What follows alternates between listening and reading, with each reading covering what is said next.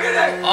ಮಕ್ಕಳನ್ನು ಮುರಿದು ತಿನ್ನುವಂತಹ ಹೆಣ್ಣು ಮಾರಿಯೊಂದು ಊರನ್ನು ಪ್ರವೇಶ ಮಾಡಿದೆ. ಹಿಂದೆ ಮುಂದೆ ನೋಡಬೇಡ, ಅವಳ ತಲೆ ಕಡಿ. ಹರನೇ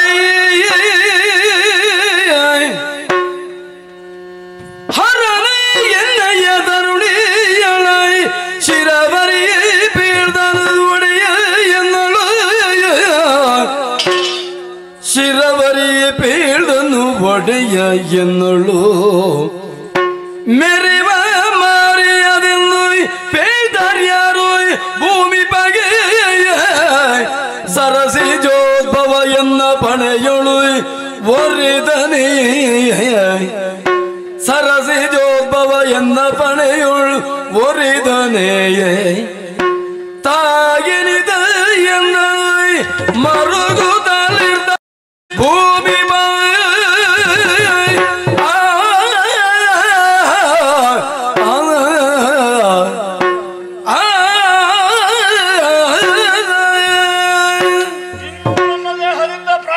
ಹಾರಿ ಹೋಗಲಿಲ್ಲ. ಯಾಕೆ ಉಳಿದಿದೆ ಅಂತ ಅರ್ಥವಾಗುವುದಿಲ್ಲ. ಒಡೆಯನ ಆಜ್ಞೆ ಈಗ ಮಾರಿಯೊಬ್ಬಳು ಬೀದಿಯಲ್ಲಿ ಕಂಡ ಮಕ್ಕಳನ್ನು ಮುರಿದು ಮುಕ್ಕುತ್ತಿದ್ದಾಳೆ, ಸ್ಮಶಾನದತ್ತ ಬರುತ್ತಾ ಇದ್ದಾಳೆ. ವೀರಬಾಹುಕರಾದಂಥ ನನ್ನ ಆಜ್ಞೆ, ಅವಳು ಸ್ಮಶಾನ ಪ್ರವೇಶ ಮಾಡಿದಾಗಲೇ ಅವಳ ತಲೆಯನ್ನು ಕಡಿದು ಒಡೆಯನ ಆಜ್ಞೆ ಶಿರೋಧಾರ್ಯನಾಗಿ ಸತ್ತವರನ್ನು ಸುಡುವ ಕಾಯಕದಲ್ಲಿ ತೊಡಗಿದ್ದೆ ಇದುವರೆಗೆ. ಈಗ ಜೀವಂತ ಇರುವವಳನ್ನು ಕೊಲ್ಲಬೇಕಾದಂತಹ ಕಾಯಕ ಆಗಲಿ ಆಗಲಿ. ನೋಡು,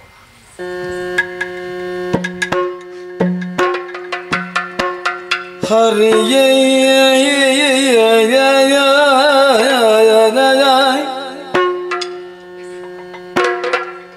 ಶ್ರೀ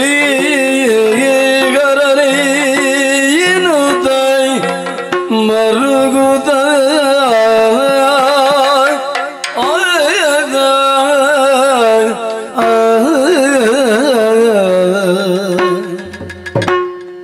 ಅರ್ಥವಾಯಿತು, ನನಗೆ ಅರ್ಥವಾಯಿತು.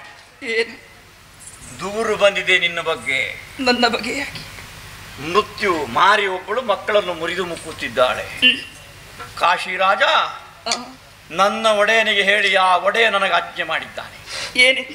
ಆ ಮಾರಿಯನ್ನು ಕೊಂದು ಮುಗಿಸುವು ಎಂಬ ಹಾಗೆ. ಕಟುಕನಾದ ನಾನು ಅದು ಖಡ್ಗವನ್ನು ಹಿಡಿದು ಸಿದ್ಧನಾಗಿದ್ದೇನೆ ಆ ಕಾಯಕಕ್ಕಾಗಿ, ಒಡೆಯನ ಆಜ್ಞೆ ಪಾಲಿಸುವುದಕ್ಕಾಗಿ. ಮರಣಕ್ಕೆ ಸಿದ್ಧಳಾಗುವುದಕ್ಕೆ ಮೊದಲು ನಿನ್ನ ಕೊನೆಯ ಬಯಕೆ, ಕೊನೆಯ ಪ್ರಾರ್ಥನೆ ಏನಾದರೂ ಇದ್ದರೆ ಮಾಡಿ ಪೂರೈಸು. ಕೊನೆಯ ಪ್ರಾರ್ಥನೆಗೆ ಅವಕಾಶ. ಬಲಿದ ಪದ್ಮಾಸನವ ಮುಗಿದಕ್ಷಿ ಮುಚ್ಚಿದವು ಜಳಿ ವಿರಸಿ ಗುರು ವಸಿಷ್ಠಂಗ ಶಿವನ ನಿರ್ಮಲ ರೂಪ ನೆನೆದ ಸೂರ್ಯವಂಶವನ್ನು ಬೆಳಗುವುದಕ್ಕೆ ಬೇಕಾಗಿ ಶಿವನ ನಿರ್ಮಲ ರೂಪ ನೆನೆದು ಮೇಲ ತಿರುಗಿ ನಾಡಿ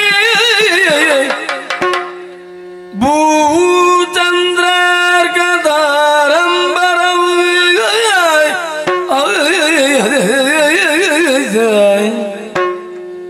ಕಲಿ ಹರಿಶ್ಚಂದ್ರರಾಯ ಸತ್ಯವಿರಸಿ ಬಾಳಲಿ ಕಲಿ ಹರಿಶ್ಚಂದ್ರರಾಯ ಸತ್ಯವಿರಸಿ ಬಾಳಲಿ ಮಗ ಮುಕ್ತನಾಗಲಿ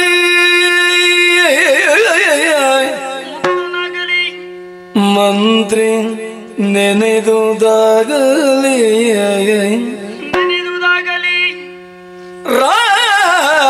ರಾಜ್ಯದೊಡೆಯ ವಿಶ್ವಾಮಿತ್ರ ನಿತ್ಯವಾಗಲಿ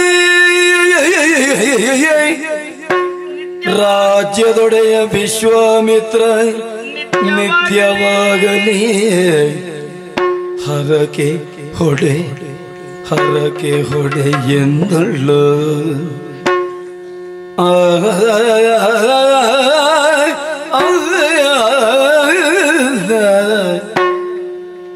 ಶಿವನ ನಿರ್ಮಲ ರೂಪ ನೆನೆದು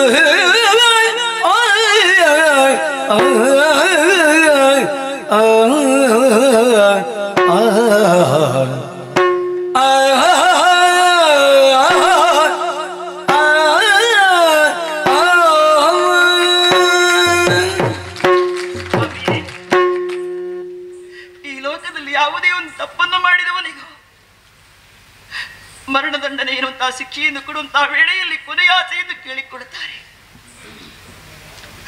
ನನ್ನ ಜೀವನದಲ್ಲಿ ಕೊನೆಯ ಆಸೆ ಎನ್ನುವುದು ಒಂದೇ ಒಂದು.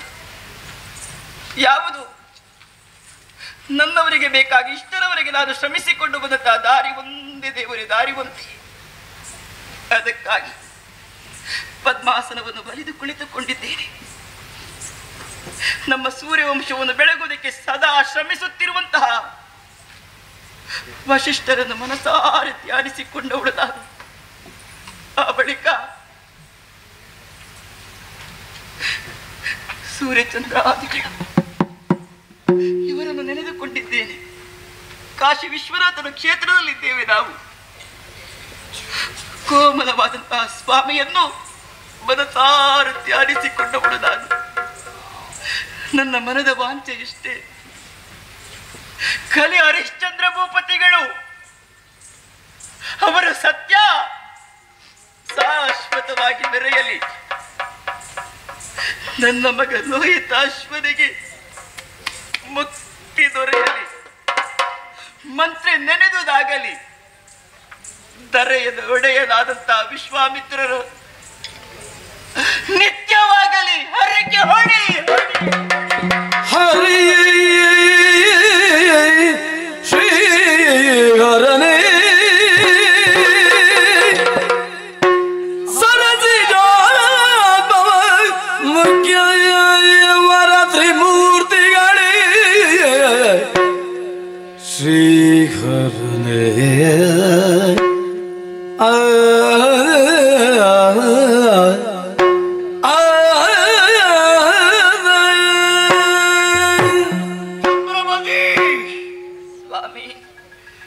ಎಂಥ ಅಮೋಘವಾದ ಹರಕೆ ನಿನ್ನದು.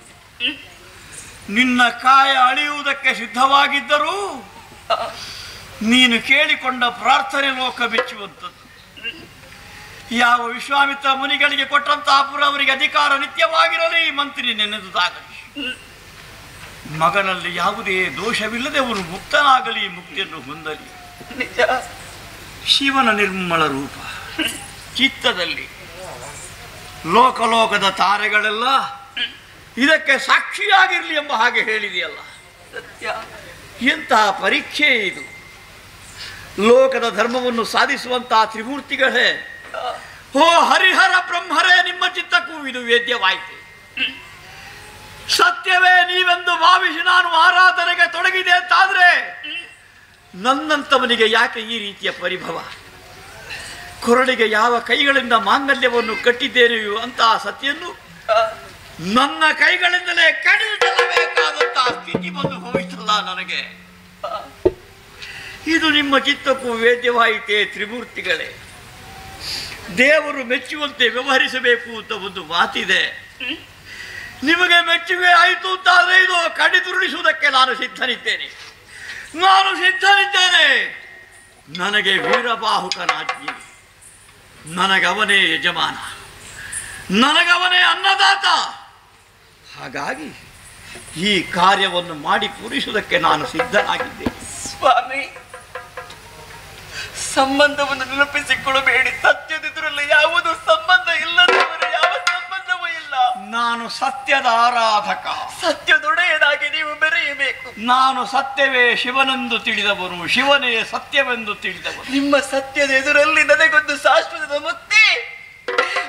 ಪತಿವ್ರತೆಯಾಗಿ ನಾನು ಮುತ್ತೈದೆಯಾಗಿ ಸಾಯುತ್ತೇನೆ ದೇವರೇ, ಮುತ್ತೈದೆಯಾಗಿ ಸಾಯುತ್ತೇನೆ ನಿಮ್ಮ ಕಾಲದಲ್ಲಿ. ಇದು ಒಡೆಯನ ಆಜ್ಞೆಯನ್ನು ಪಾಲಿಸುವುದಕ್ಕೆ ಸಿದ್ಧವಾಗಿದ್ದೇನೆ. ಅಣಿಯಾಗು. ಹರ ಹರ ಮಹಾದೇವ.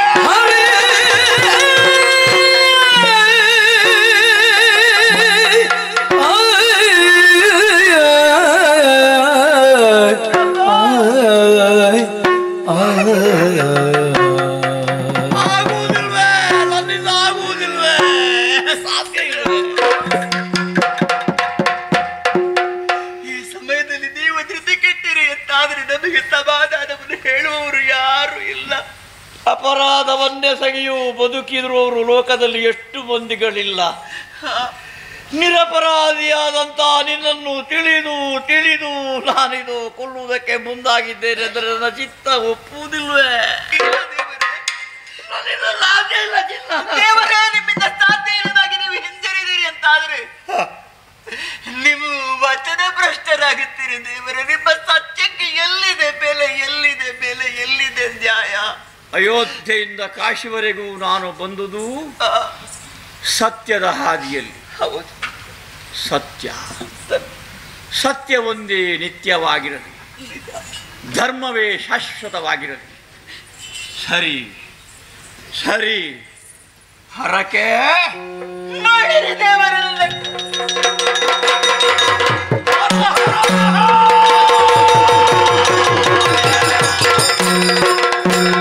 ಮೆಚ್ಚಿದಿನ ಭೂಮಿ ಪರದಿಂದೆ ಇಚ್ಛೆಯನೆಂಬುದರು ಸಚ್ಚರಿತ ಸತ್ಯವಂತನು ನಿಶ್ಚಯನಲ್ಲಿ.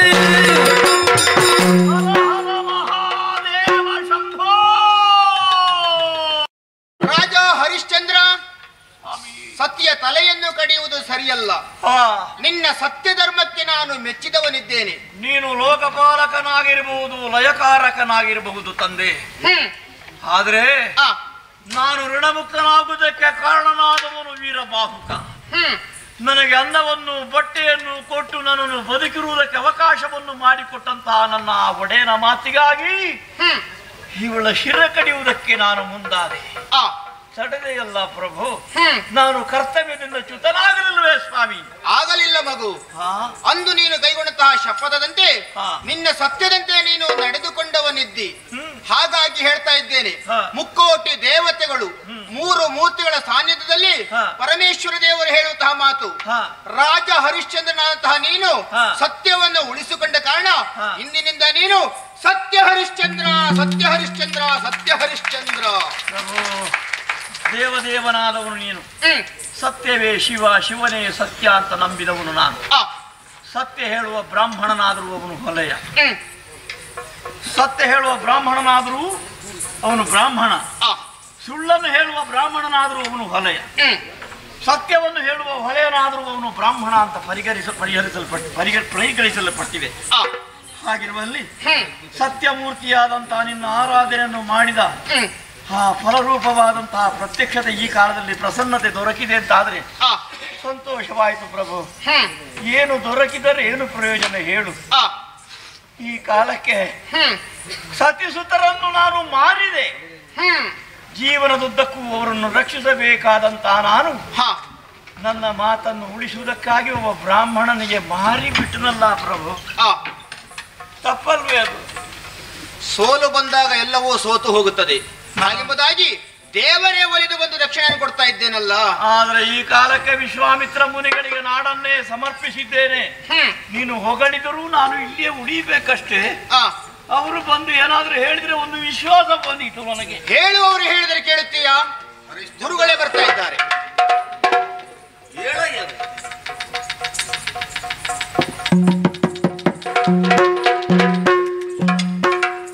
ವರ್ತಮಾನದ ವಿದ್ಯಮಾನಗಳನ್ನೆಲ್ಲ ನಾನು ಗಮನಿಸುತ್ತಿದ್ದವರು.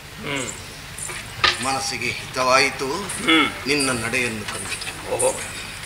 ಕಾಲಕ್ಕೆ ಸನ್ನೆಯಾಗಿ, ಕರ್ಮಕ್ಕೆ ಸಾಕ್ಷಿಯಾಗಿ, ಕರ್ತವ್ಯ ನಿಷ್ಠನಾಗಿದ್ರೆ ಅವ ಸೂರ್ಯದೇವ, ಲೋಕ ಬಾಂಧವನೆನಿಸಿಕೊಂಡವು.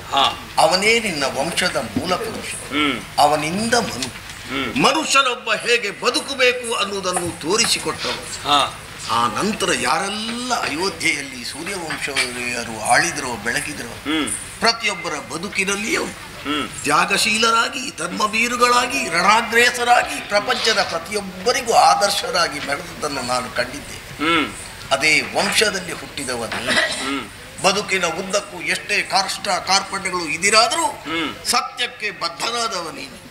ಸತ್ಯದ ಪಥದಲ್ಲಿ ಸದಾ ನಡೆದೆ, ಸತ್ಯಕ್ಕಾಗಿ ಹೋರಾಟವನ್ನು ತೋರಿಸಿದೆ. ನೀನೇ ಹರಿಶ್ಚಂದ್ರ, ಸತ್ಯ ಹರಿಶ್ಚಂದ್ರ. ಅಷ್ಟೇ ಪ್ರಶಸ್ತಿಯೇನೋ ಸರಿ ತಂದೆ. ನಿನ್ನನ್ನು ಪರೀಕ್ಷಿಸುವಲ್ಲಿ, ಆದರೆ ನಾನು ಹೆಂಡತಿ ಮಕ್ಕಳನ್ನು ವಿಕ್ರಯಿಸಿ ಬಿಟ್ನಲ್ಲ. ನಿನ್ನನ್ನು ಪರೀಕ್ಷಿಸುವಲ್ಲಿ ನಾನೇನು ಬಗೆ ಬಗೆಯ ಯಾತನೆಗಳನ್ನು ಕೊಟ್ಟಿದ್ದೇನೆ. ಹೌದೇ? ಆ ನೋವು ನಿನಗಲ್ಲ, ನನಗಾಗುತ್ತಾ ಉಂಟು. ಆದರೆ ನನ್ನನ್ನು ಕ್ಷಮಿಸಬೇಕು ನೀನು. ಹಾಗೆ ಹೇಳಕೊಡುದು ದೊಡ್ಡ ಮಾತು ಸ್ವಾಮಿ. ಪಥ ಮಧ್ಯದಲ್ಲಿ ಬರುವಂತೆ ದಾವಾಗ್ನಿಯಾಗಿ ನಿನ್ನನ್ನು ಬಳಲಿಸಿದೆ.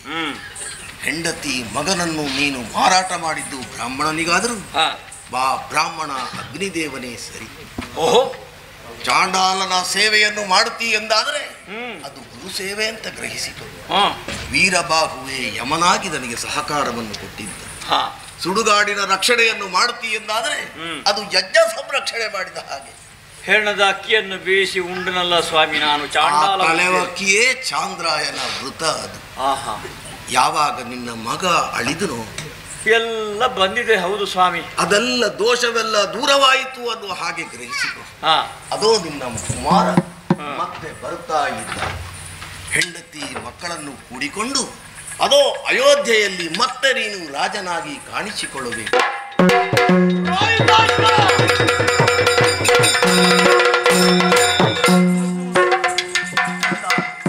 ದೇವರ ದರ್ಶನವಾಗಿದೆ ಮಗನೇ, ನಮಸ್ಕಾರ ಮಾಡ್ತಾನೆ.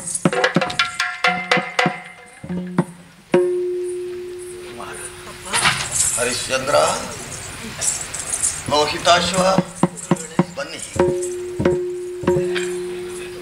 ಯಾವಾಗ ನಿನ್ನಿಂದ ನಾನು ಸಾಮ್ರಾಜ್ಯವನ್ನು ಪಡೆದನು ಅದೋ ಅದನ್ನೆಲ್ಲ ಧಾರಾದತ್ತವಾಗಿ ನಿಮ್ಮ ಪಾಲಿಗೆ ಒಪ್ಪಿಸುತ್ತೇನೆ. ದತ್ತಾಪಹಾರ ದೋಷ ಬರುವುದಿಲ್ಲ ಸ್ವಾಮಿ ನನಗೆ? ಏನೂ ಬರುವುದಿಲ್ಲ. ಹಾಗಾದ್ರೆ ಯಾಕೆ ನಾನು ಪರೀಕ್ಷಿಸಿದೆ ಅನ್ನೋದನ್ನು ಕೇಳು. ದೇವಲೋಕದ ದೇವಸಭೆಯಲ್ಲಿ ದೇವೇಂದ್ರ ಕೇಳಿದ ಪ್ರಶ್ನೆಗೆ ಉತ್ತರವನ್ನು ಕೊಡುವಲ್ಲಿ ವಸಿಷ್ಠ ಏನನ್ನು ಹೇಳಿದರೋ ಅದನ್ನು ವಿರೋಧಿಸಿದ್ದೆ. ಪ್ರತಿಜ್ಞೆಯನ್ನು ಹೊಂದಿದವ ನಾನು. ಎಲ್ಲಿಯಾದರೂ ನನ್ನ ಮಾತು ಅಂದ್ರೆ ಸತ್ಯ ಹರಿಶ್ಚಂದ್ರನಲ್ಲಿ ಕಾಣುವುದಿಲ್ಲ ಅಂತ ಹೇಳಿದ್ರೆ ನಾನು ಗೆದ್ದ ಹಾಗೆ. ಸತ್ಯ ಹರಿಶ್ಚಂದ್ರನಲ್ಲಿ ಕಾಣುವುದಿಲ್ಲ ಅಂತೇಳಿ ಆದ್ರೆ ನಾನು ಗೆದ್ದ ಹಾಗೆ. ನಿನ್ನಲ್ಲಿ ಸತ್ಯವನ್ನೇ ಕಂಡಿದ್ರಿಂದ ಪ್ರತಿಜ್ಞೆಯಲ್ಲಿ ನಾನು ಸೋತಿದ್ದೇನೆ. ಆದುದರಿಂದ ತಾನು ಸಂಪಾದಿಸಿದಂತಹ ಯಾವ ತಪಸ್ಸಿನ ಪುಣ್ಯ ಶಕ್ತಿ ಉಂಟು ಅದನ್ನು ಧಾರೆಯರುವುದರ ಮೂಲಕವಾಗಿ ಅದು ಕೂದಲನ್ನು ಬಿಚ್ಚಿ ಸುರೆ ಬಾಂಡೆಯನ್ನು ತಲೆಯಲ್ಲಿ ಇರಿಸಿ ಏಕ ವಸ್ತ್ರವನ್ನು ಹೊಂದಿ ದಕ್ಷಿಣಾಭಿಮುಖವಾಗಿ ಸುರೆಯನ್ನು ಇಂಟುತ್ತಾ ಹೋಗುತ್ತೇನೆ. 3 ಕಾಲ ಬಾಡಿ ಲೋಕಮುಖಕ್ಕೆ ಆದರ್ಶರಾಗಿ ಸತ್ಯವೇ ನಿತ್ಯವಾಗಲಿ, ಎಲ್ಲರಿಗೂ ಒಳ್ಳೆಯದಾಗಲಿ. ಧನ್ಯವಾದ.